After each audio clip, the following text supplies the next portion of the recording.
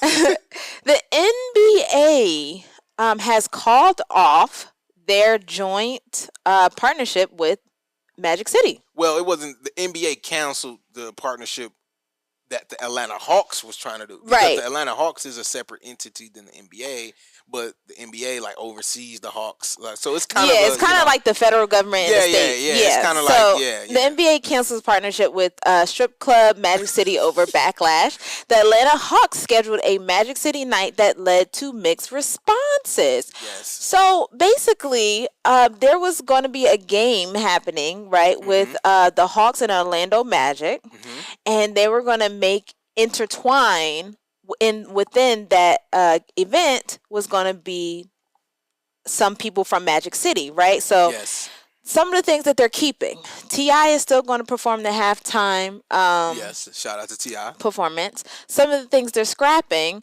they're not selling the Magic City merch that they were going to sell. Yeah, no, I ain't gonna lie, the merch was kind of hard though. You seen the merch? The merch was kind of fire though, I ain't gonna lie. Yes. No more merch. But they're honoring the pre-orders though. Okay. So if you pre-order, because there was a lot of people that pre-ordered. Okay. If you pre-ordered, you good. That makes sense. And then they were going to have a live recording podcast that was going to feature the owner, one of the primary owners of the Hawks, Jamie Gertz, T.I., and the Magic City founder, Michael Barney. They were all three going to have a live podcasting event there. Yes. That's scrapped too. But guess what's still on? What? The lemon pepper wings. I mean, the wings wasn't the real issue. I think really the issue, all of the things that they wanted to do, they honestly could have done it, because they could have just did a live podcast and just featured him as an Atlanta legend and an entrepreneur, and then he just happened to own Magic City. Yes. I think it was really the branding and the organizing of all of this, and then the merch and all of this. Like, merch lives on. Branding, marketing lives on. If they would have did all of these things individually, served some lemon pepper wings, did a live podcast, had T.I. come out, and just honored a bunch of legendary people in the city, right? Business owners. I think that would have been a lot better, and it would have slipped under the radar. But when they started talking about the Magic City night, and they're playing the Magic, by the way, right? Like Orlando Magic. The Orlando Magic, which is a play on words, but for sure. So the Magic City night, everybody know what Magic City culture is about. Also, the owner of the Magic City strip club, his wife was like the executive producer of the Hulu documentary about Magic City. Yes. So when all of that being involved with Champion the Magic City, I think it was the real organization of all of that. They could have did all of the things that they wanted to do, honored the Magic City guy, but they would have had to sprinkle in a couple more entrepreneurs. They would have had to, And then I think that would have worked out, but the marketing and packaging of it, it just kind of rubbed a lot of people the wrong way. Like, you got kids, you got this. I mean, they're doing a lot. But I always say, in order to be successful, you have to be a hypocrite.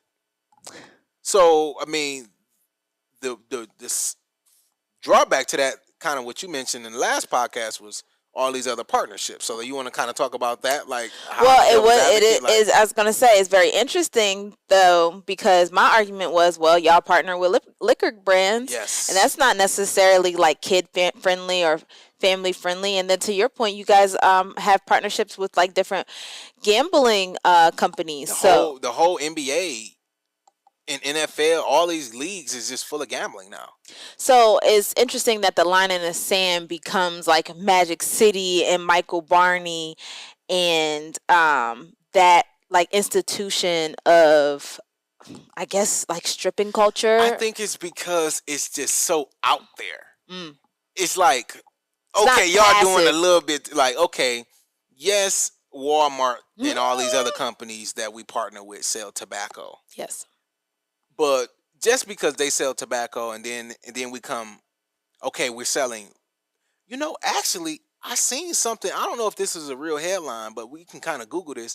I seen something like one of the NBA teams was going to have like a cannabis infused drink or something. Like, look that up. A cannabis infused drink.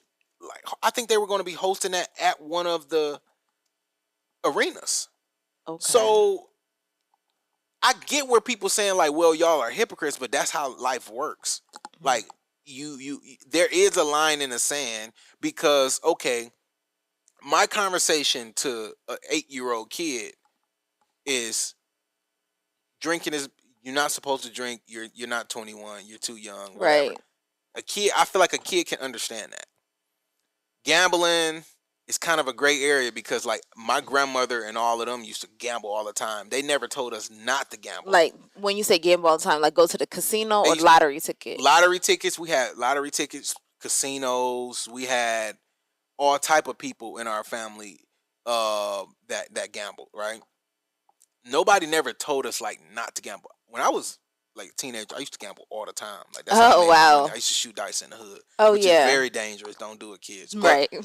I feel like you can like the gambling is a little gray area because it's like, can you really explain to a kid like you're not supposed to do that? Obviously, they can't go to the casino, right? But if they got their dollar against their other friend at the park and they playing basketball for $1 or 1 versus 1, that's technically gambling. It gets great. I remember when I was in college and I went to the club and I had hookah for the first time. Right. And I told my mom, and my mom said, "Well, when did you start smoking?" And I said, like, "I'm not a smoker."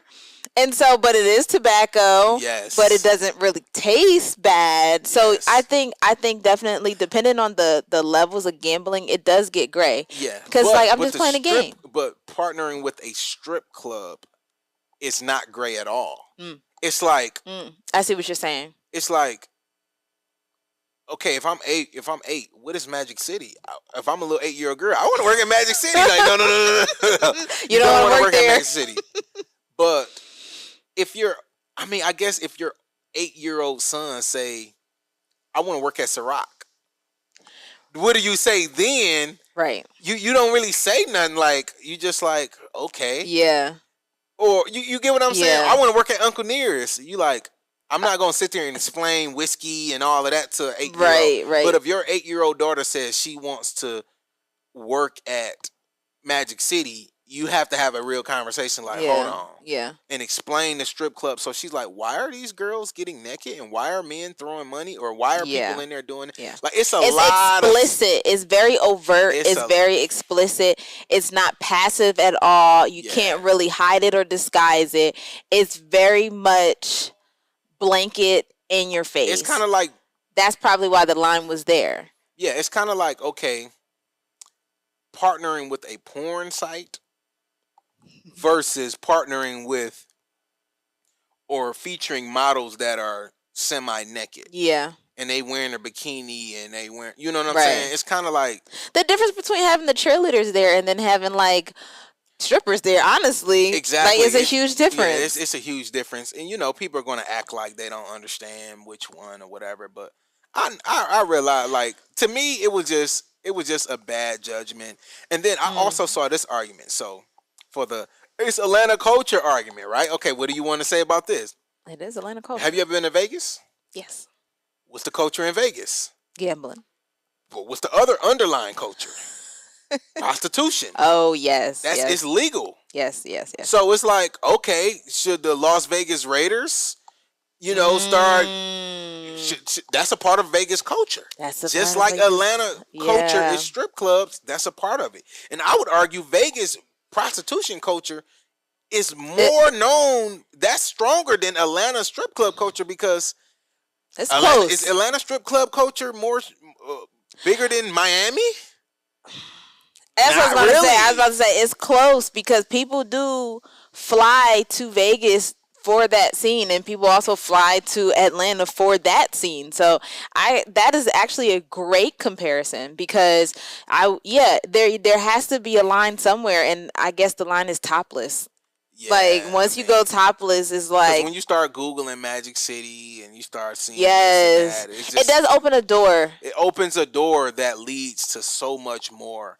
Liquor is just going to be liquor. It's legal. People are going to do like stripping is legal. Yeah. But it's really the morality clause of it. Like, it is the morality clause of it.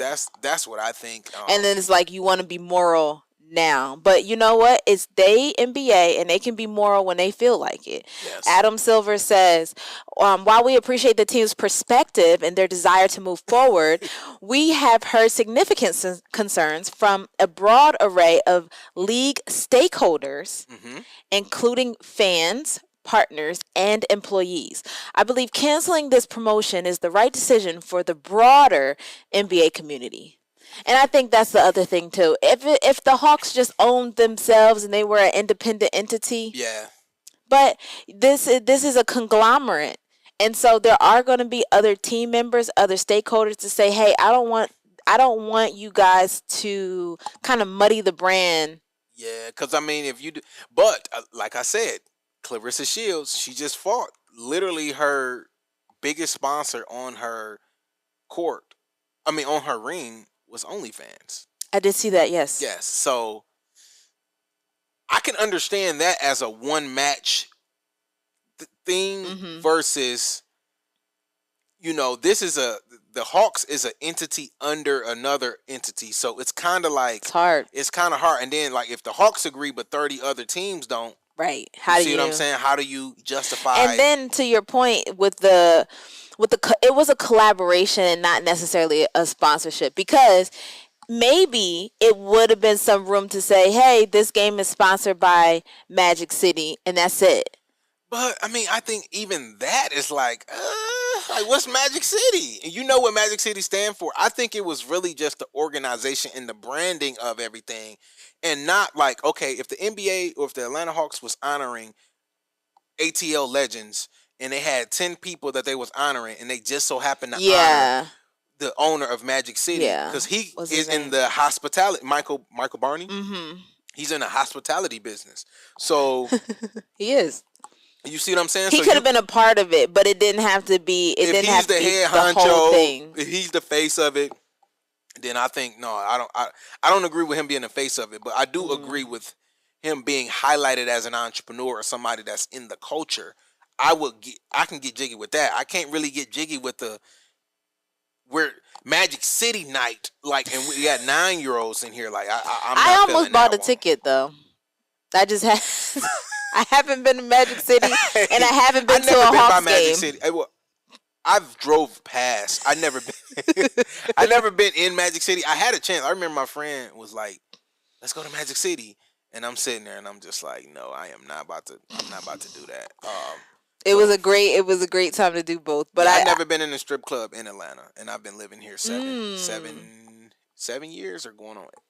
I've been living here going on 8 years. In the summer. Okay. Yeah. I've never been to the strip club. There you go. Thank you guys for watching. In order to continue to support independent journalism, I need you to subscribe to our page below. And also, if you want the full podcast and more exclusive content, make sure you subscribe to the Patreon. Link is in the description.